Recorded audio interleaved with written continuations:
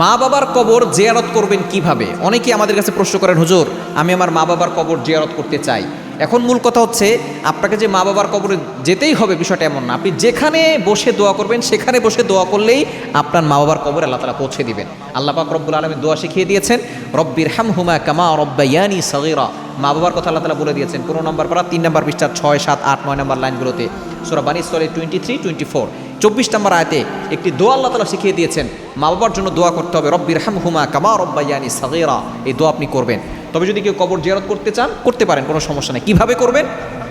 আপনি যেখানেই যাবেন, আপনার মা বাবা যেখানে আছেন, শুয়ে আছেন, আরও আশেপাশে অনেক কবর আছে, কবরে যেখানে যাবেন কবরস্থানে যাওয়ার প্রথমেই আপনি একটা সালাম দেবেন সকল কবরবাসীকে, আসসালামু আলাইকুম ইয়া আহলাল কুবুর ইয়াগফিরুল্লাহু লানা ওয়া লাকুম ওয়া আনতুম সালাফুনা ওয়া নাহনু বিল আসার। যদি এত বড় দোয়া করতে না পারেন, আসসালামু আলাইকুম ইয়া আহলাল কুবুর এতটুকু আপনি বলতে পারেন, বাংলা তাদের জন্য দোয়া করতে পারেন। এরপরে আপনি সেখানে অনেক সময় দেখা যাচ্ছে কবরকে সামনে রেখে তারপর আমরা দোয়া করি, এটা করবেন না।